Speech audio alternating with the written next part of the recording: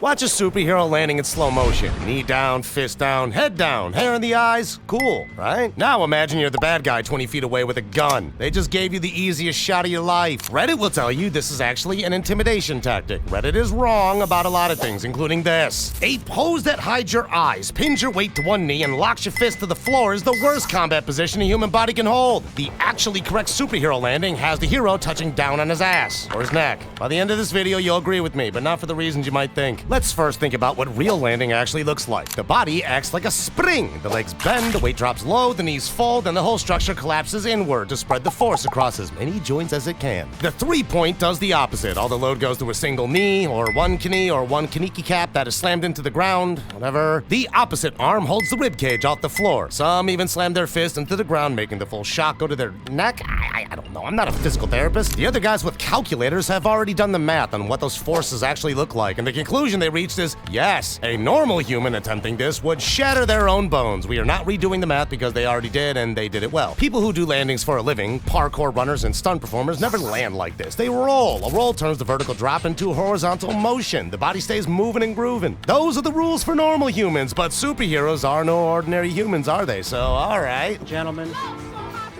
got him. Now, let's give the hero superpowers. Let's say the bones can take it. That's what she said. The pose still has no point. What it does do is freeze the hero in place for about half a second, sometimes longer if the director loves the shot. Nothing about the hero is moving except to her. The bad guy in the scene just got a free turn. Half a second sounds short. It's enough time for me to bust someone to draw a weapon and fire it. Bob Munden can do it in 0.02 seconds or 0.2. Again, the internet isn't really clear about it. The only one moving in the room is the bad guy. In any real combat, that's the moment the fight ends. Black Widow does it, Spider-Man does it, Black Panther no, wait, his makes sense. I'll get back on that. For the others, they are, for a beat, perfectly defenseless. It's better to land spread eagle on your ass. And that's only the first thing wrong with it. At this point, you might be thinking, sure, the pose is bad in a fight, but that's not really the point of it. The point is it looks cool. The hero gets a moment. The audience gets a beat to feel impressed. Maybe a pause in the rising stakes to let the moment that is coming after it land even harder. And that's a fair argument. It's why directors keep using it. Cool moments in movies are usually supposed to do something for the scene around them. They set up what's coming or raise the stakes for what's already there, but does the superhero landing really do that? Iron Man 2 opens with a good example of this. Tony drops out of the sky over the Stark Expo, shoot the thrill kicks in, he lands on the stage, holds the pose, fireworks going off behind him, the Ironettes dancing behind him.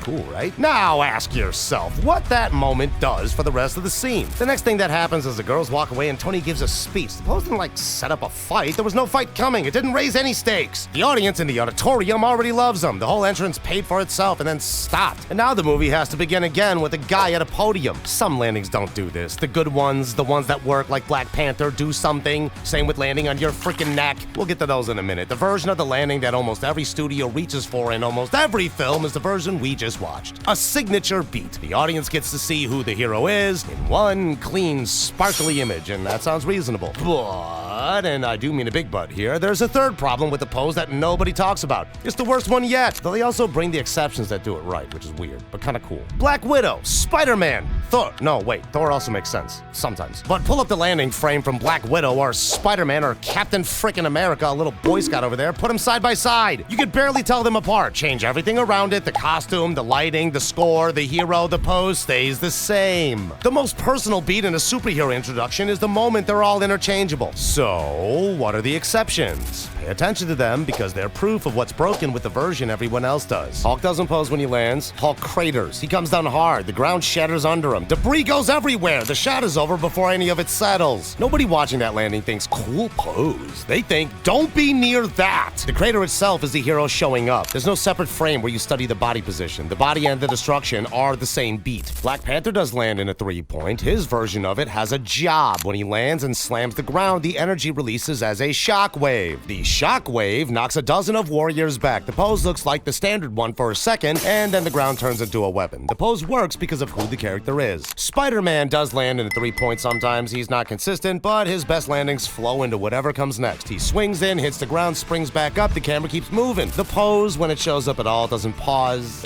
Alright, sometimes it does, but it's a lot more flowy. What separates these from the cliche 3-point is one thing. The landing comes from who the character is. Hulk is a wrecking ball, so his landing wrecks. Black Panther's suit is built around kinetic energy, so his landing uses it. Ka-chow! Spider-Man's whole physicality is momentum, so his landing keeps on moving. The cliche 3-point comes from no character at all. That's why everyone can use it, and that's exactly the problem. The moment that should feel most specific to each character gets flattened into a single pose they all share, which is why directors keep reaching for it and why one movie acknowledges it. That happened in 2016. In Deadpool, Wade watches Angel Dust about to jump and narrates the trope live. You gonna do a superhero landing? Wait for it. She lands the pose. He claps.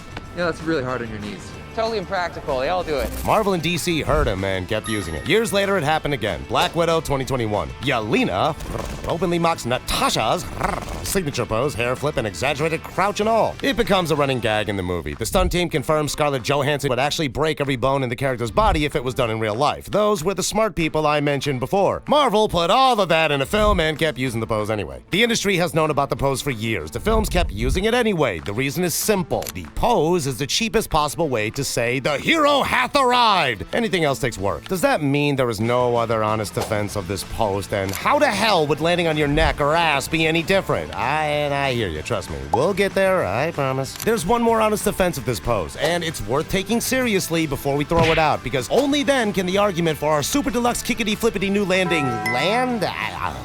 Get better at writing. The defense is intimidation. The pose is supposed to scare the enemy. A hero who falls 30 feet, lands hard, stands up with no visible damage, and looks at the bad guy in the eye is broadcasting one message. Your weapons aren't going to work. The damage you're capable of doing, already absorbed. The hero is standing up without flinching. You're in a fight you can't win. Well, that checks out. Demoralization is a real combat tactic. Soldiers, athletes, predators, professional fighters like the Diaz brothers have all used it forever. Make the other side believe they've already lost, and most of the work is done. A fighter who walks in convinced he can't win throws softer punches. A soldier who believes the position is overrun pulls back early. In a fight where the hero is up against someone equal or stronger, an opening move that takes the enemy's confidence is worth more than any actual punch. The moment in a superhero film where the bad guy actually clocks the landing and doesn't think about shooting him right then and there, you'll probably see the shoulders drop, the grip on the gun loosens, maybe the eyes flick to an exit. There's a flicker of uh-oh on the face. The pose has just done what it was supposed to do. It brought the hero a half second of psychological advantage before the fight even started. The hero looks untouchable because pretending to be untouchable is half the battle in asymmetric combat. Almost every superhero in cinema is fighting someone equal to them or stronger. The hero doesn't always have the bigger physical advantage. They have to use everything else they've got, and what they've got for those few seconds before a fight starts is the body language of a person who doesn't feel a 30-foot drop. If intimidation is the function, the pose finally has a job. So let's see how well it actually does it and why our new superhero landing we made up is superior. First, familiarity kills intimidation. The pose only works on someone who hasn't seen it before, and we have all seen it. Every action fan in the audience has seen this pose more times than they can count. The bad guy in this scene has too. The hero lands in the 3-point and the bad guy thinks, oh, this again. Recognition replaces fear. The intimidation got priced in years ago. The pose taught itself out of a job. To actually break the enemy's jelly meat, you need to do something they can't process. The cool pose is the most processable thing in cinema. What would throw the enemy off is the opposite. Land spread eagle on your ass. Land on your neck. Land face first into the floor. Land into splits. Cartwheel into a full stop. Sit cross-legged in the instant you touch the ground. Land standing up holding a sandwich. Land like Po from Kung Fu Panda, where the landing is the slapstick. Any of those would do more psychological damage to a bad guy than the standard pose because the bad guy doesn't know what comes next. Is the hero hurt? Is this a feint? Is this their actual strategy? Wow, what an enormous imprint that massive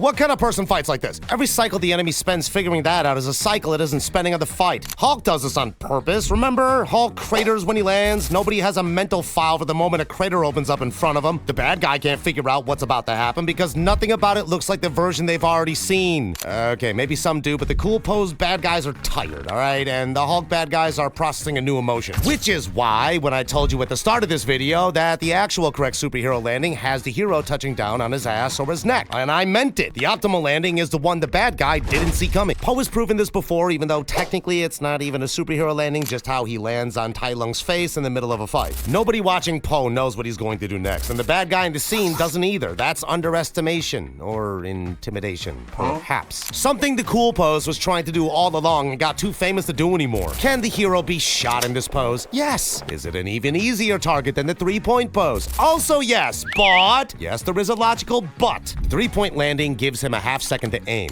Landing on your ass or balls gives him 3 seconds of what the fuck to holy shit, how did that not hurt? That's the advantage, both showing off you're untouchable and unpredictable. If they have to do a superhero landing, they're going to make themselves an easy target anyways. Might as well use that to your advantage. The cool pose stopped being cool the second every hero learned to do it, and well, we are past that point. The actual optimal landing has the hero on their ass, or their face, or their neck, or on all three somehow, and the bad guy standing there trying to figure out what just happened. The moment of confusion is what the intimidation actually feels like. If you do that while in a fursuit, you might just become the most unstoppable superhero there is. But why the fursuit, you might ask? It's the only one that makes sense. Don't agree? Click here to have your mind broken.